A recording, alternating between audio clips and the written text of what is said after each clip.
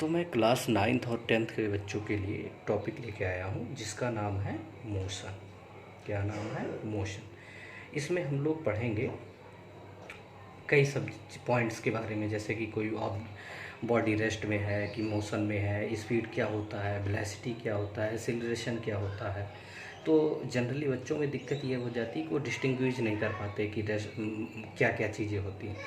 तो अभी ये पहला पार्ट का वीडियो है जिसमें हम आपको रेस्ट एंड मोशन के बारे में बताएंगे, स्पीड एंड वेलोसिटी के बारे में बताएंगे। तो सबसे पहले बात करते हैं मोशन एंड रेस्ट की। जैसे कैसे हम आइडेंटिफाई करेंगे कि कोई ऑब्जेक्ट मोशन में है या रेस्ट में है।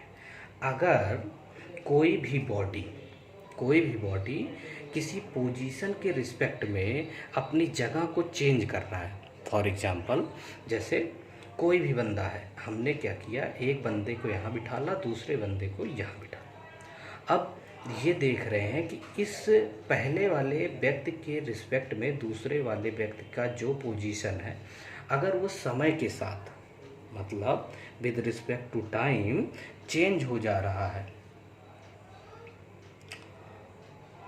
मतलब इस पहले वाले व्यक्ति के रिस्पेक्ट में इसका पोजीशन चेंज हो जा रहा है, तो हम कहेंगे कि वो जो ऑब्जेक्ट 2 है ये मोशन में, मतलब ये मोशन में है।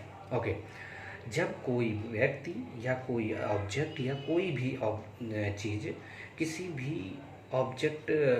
भी एक ऑब्जेक्ट के रिस्पेक्ट में या किसी भी एक व्यक्ति के रिस्पेक्ट में चेंज हो जाए उसकी पोजीशन, तो क्या कहेंगे? मोशन में। जैसे हम लोग खड़े हैं, मान लो कोई कार आई, मान लो सड़क के किनारे खड़े हैं, कोई कार आई, तो जब वो कार हमको क्रॉस होके चली जाएगी, जब वो कार हमको क्रॉस होके चली गई तो क्या हुआ, पहले कार मेरे लेफ़्ट साइड में रही होगी, फिर वो क्रॉस करके हमको राइट साइड में गई होगी फॉर एग्जांपल।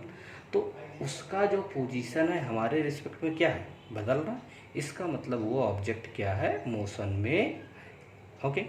अब दूसरा पॉइंट आता है रेस्ट में। मतलब अगर कोई ऑब्जेक्ट है, जैसे हम हैं किसी सड़क के किनारे खड़े हुए, तो समय के साथ मतलब कोई भी ऑब्जेक्ट है उसकी पोजीशन वही हो जो पहले थी, हमेशा के लिए वही बनी रहे, तो वो ऑब्जेक्ट क्या कहलाएगा? रेस्ट में। क्या कहलाएगा? रेस्ट में। ठीक है यहाँ तक का? ओके। अब बात करते हैं अगले पॉइंट की, distance. What is a distance? Actually distance और डिस्प्लेसमेंट में बच्चों को कन्फ्यूजन बहुत होती है। डिस्टेंस और डिस्प्लेसमेंट में बच्चों को कन्फ्यूजन बहुत होती है। जैसे डिस्टेंस होता क्या चीज़ है? एक्चुअली जब कोई भी व्यक्ति एक जगह पे खड़ा हो और एक जगह से दूसरी जगह पे जाए, मतलब जहाँ पे भी खड़ा है या जैसे भी खड़ा है, जिस तरीके से भी खड़ा है, बस वो मूव करना चाहिए। अगर वो मूव किया तो डिस्टेंस को ट्रैवल करेगा।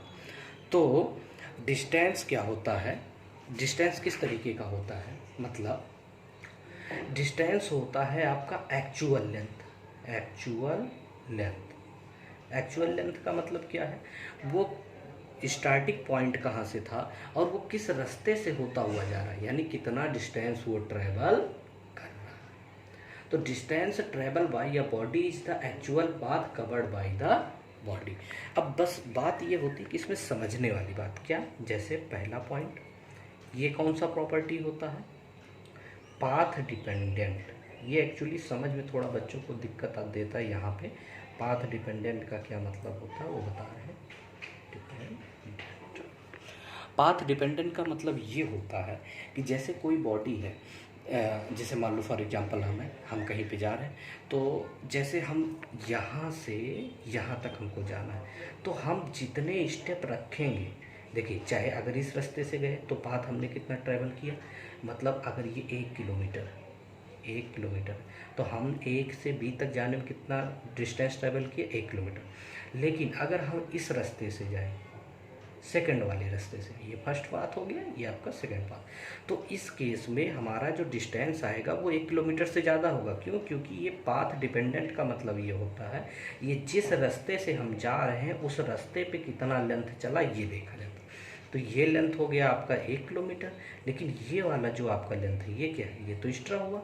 यानी पाथ डिपेंडेंट का बस इतना सा मतलब है कि ये जिस रास्ते से जाएगा या जो पाथ फॉलो करेगा उस पर डिपेंड करेगा। कोई दिक्कत यहाँ तक का डिस्टेंस में? ओके, अब हम लोग बात करते हैं डिस्प्लेसमेंट की। हाँ, एक चीज़ और बात करते हैं, इसमें क्या होता है, केवल मैग्नीट्यूड होता है। मैग्नीट्यूड का मतलब ये है कि ये केवल मैग्नीट्यूड पे डिपेंड करेगा। मतलब जैसे इसमें एक्चुअली आपने सुना होगा quantity and vector. Magnitude and vector मतलब जैसे अगर हमने कहा आप 1 किलोमीटर जाइए, तो हमने कोई स्पेसिफिकेशन नहीं दिया, आप ईस्ट डायरेक्शन में 1 किलोमीटर ट्रेवल कीजिए, या वेस्ट डायरेक्शन में, या नॉर्थ डायरेक्शन में, या साउथ डायरेक्शन, ऐसा कोई कंफर्मेशन तो नहीं किया। ओके, तो आप किसी भी डायरेक्शन में मूव कर सकते हो। तो मैग्नीट्यूड का मतलब उसमें केवल मैग्नीट्यूड है, कोई डायरेक्शन नहीं है। तो ये आपका वेक्टर क्वांटिटी है कि स्केलर। एक्चुअली वेक्टर के लिए ज़रूरी होता है मैग्नीट्यूड एंड डायरेक्शन दोनों। यहाँ आपके पास क्या है, केवल मैग्नीट्यूड। तो ये कैसी क्वांटिटी हो गई, vector quantity, sorry scalar quantity. Okay, second thing, ये दो डिफरेंस हो गए। ओके, और जो डिस्टेंस होता है, थर्ड पॉइंट क्या होता है, ये जो हम डिफरेंस के फॉर्मेट में आपको बता रहे हैं, यही डिफरेंस ही इंपॉर्टेंस है एक्चुअली समझने में भी। ये जो आपका डिफरेंस पॉइंट है, ये आपको समझ में आ गया तो फिर आपको कभी दिक्कत नहीं। एक तो डिस्टेंस आपका कभी निगेटिव नहीं हो सकता। क्या, distance always greater or equal to 0। मतलब निगेटिव नहीं हो सकता, मतलब आप चाहे जिस रास्ते से जाओगे कभी भी या तो डिस्टेंस 0 होगा या तो पॉजिटिव होगा, नेगेटिव कभी भी नहीं होगा। ठीक है, यहाँ तक का क्लियर है। अब हम लोग बात कर लेते हैं, ओके, अब हम लोग बात करते हैं डिस्प्लेसमेंट।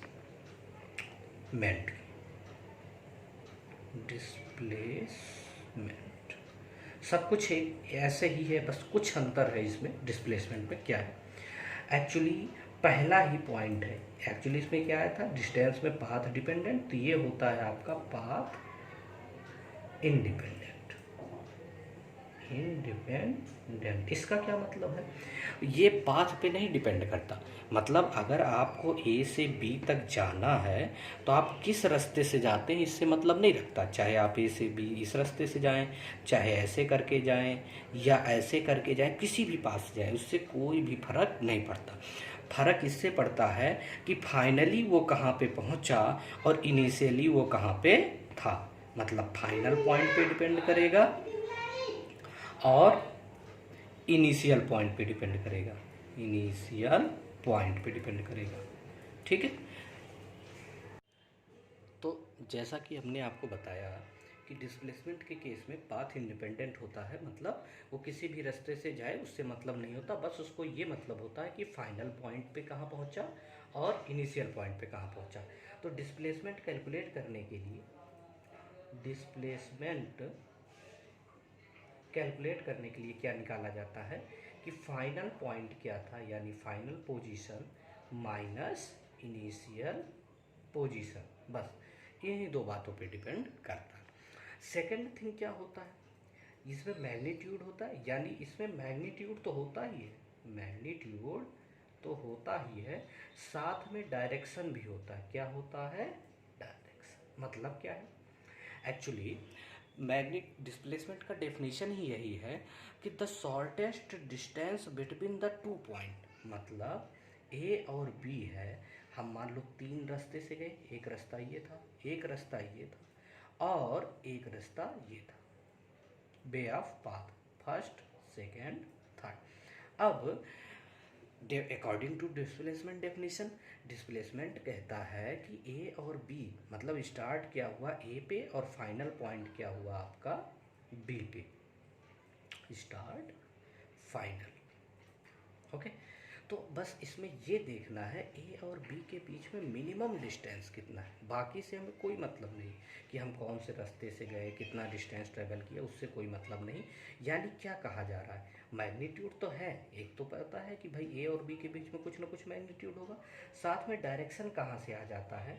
एक्चुअली हमने कहा कि अगर हमें शॉर्टेस्ट डिस्टेंस पिक करना है तो इसी डायरेक्शन में मूव करना पड़ेगा, यानी हमने जो ये बात बोला कि इसी डायरेक्शन में मूव करना पड़ेगा, इसका मतलब हमें यहाँ से क्या मिल गया, डायरेक्शन। जो मैग्नीट्यूड और डायरेक्शन दोनों हो गया, इसीलिए डिस्प्लेसमेंट हमारा क्या होता है, एक तरीके का वेक्टर क्वांटिटी होता है। वेक्टर क्वांटिटी क्या होता है, जिसमें मैग्नीट्यूड और डायरेक्शन दोनों हो। इसका मतलब क्या हुआ, ऐसा क्वांटिटी जिसमें मैग्नीट्यूड और डायरेक्शन दोनों हो इसे वेक्टर क्वांटिटी कहा जाता है। जैसे अगर डिस्प्लेसमेंट की बात की जाए तो हम ऐसे कहेंगे कि आप 2 किलोमीटर नॉर्थ डिस्टेंस में जाओ, या नॉर्थ एरिया साइड में जाओ, या साउथ में जाओ, या ईस्ट में जाओ, या वेस्ट में जाओ। ओके, थर्ड पॉइंट क्या होता है, डिस्प्लेसमेंट हमारा अगर डी से रिप्रेजेंट कर ले तो डिस्प्लेसमेंट हमारा पॉजिटिव भी हो सकता है, जीरो भी हो सकता है, नेगेटिव भी हो सकता है। इस पे बात कर लेते हैं। पॉजिटिव का मतलब क्या हुआ, जैसे इस एग्जांपल में देख लें, यहाँ से ए और बी के बीच का डिस्टेंस क्या है, पॉजिटिव है, यानी डिस्प्लेसमेंट क्या है, पॉजिटिव। अब कई बार क्या होता है, जैसे मान लो हम सुबह सुबह ऑफिस गए या स्कूल गए, सुबह स्कूल जाते हैं, शाम को हम घर आ जाते हैं। तो अगर एक हिसाब से देखा जाए कि डिस्प्लेसमेंट क्या होगा, जब हम स्टार्टिंग किए अपने घर से स्कूल के लिए और स्कूल से घर के लिए, तो दोनों के केस में क्या हुआ, स्टार्टिंग पॉइंट था घर, और स्कूल से होके हम फाइनली फिर कहाँ पे आ गए, घर पे। तो अगर हमें से पूछा जाए कि स्टार्टिंग पॉइंट आपका स्कूल घर था, और जब आपने स्कूल से चले आए फिर फाइनली घर पे आ गए, तो फाइनल पॉइंट भी क्या हो गया, आपका घर ही हो गया, हाउस ही हो गया। यहीं से गए थे, स्कूल में काम वाम किया, जो काम करना था, वापस आ गए घर पे। इसका मतलब ये हो गया कि आपका डिस्प्लेसमेंट क्या है, जहाँ से आपने शुरू किया था वहीं ख़त्म हो गया, यानी डिस्प्लेसमेंट आपका जीरो। अब बात करते हैं निगेटिव की। निगेटिव का क्या मतलब होता है, एक्चुअली अभी आपने पढ़ा कि मैग्नीट्यूड और डायरेक्शन दोनों होता है। मतलब अगर आपने कहा कि इस डायरेक्शन में हमने पॉजिटिव लिया, जैसे ये आपका हाउस था, ये आपका स्कूल था, ठीक है, ये आपका मान लो कोई विजिटिंग प्लेस है वी, आपने हाउस से स्कूल की तरफ गए, कोई बात नहीं, स्कूल से फिर आप अपने विजिटिंग प्लेस या आपको जहाँ जाना था वहाँ चले गए। अगर इधर वाला डायरेक्शन पॉजिटिव हुआ तो इधर वाला क्या होगा, नेगेटिव। क्लियर है, यहाँ तक का आपने पढ़ा भी होगा कि पॉजिटिव नेगेटिव एक दूसरे के कॉम्प्लीमेंट होते हैं। मतलब हाउस, अगर हाउस से देखा जाए तो ये पॉजिटिव है, लेकिन फाइनल पॉइंट एक्चुअली हमने बताया था डिस्प्लेसमेंट पाथ इंडिपेंडेंट होता है, यानी ये फाइनल पॉइंट और इनिशियल पॉइंट पे डिपेंड करता है, इसलिए ये पॉजिटिव है तो ये नेगेटिव है। अब देखिए इसका रिजल्टेंट क्या बनेगा, इनिशियल टू फाइनल, ये क्या आ गया, नेगेटिव डायरेक्शन में, यानी डिस्प्लेसमेंट आपका क्या हो सकता है, नेगेटिव भी हो सकता है। क्लियर है यहाँ तक का। तो ये रहा आपका डिस्टेंस और डिस्प्लेसमेंट में अंतर। अब इससे रिलेटेड हम कुछ क्वेश्चंस आपको करवाएंगे, वो आपको अगली क्लास में बताएंगे।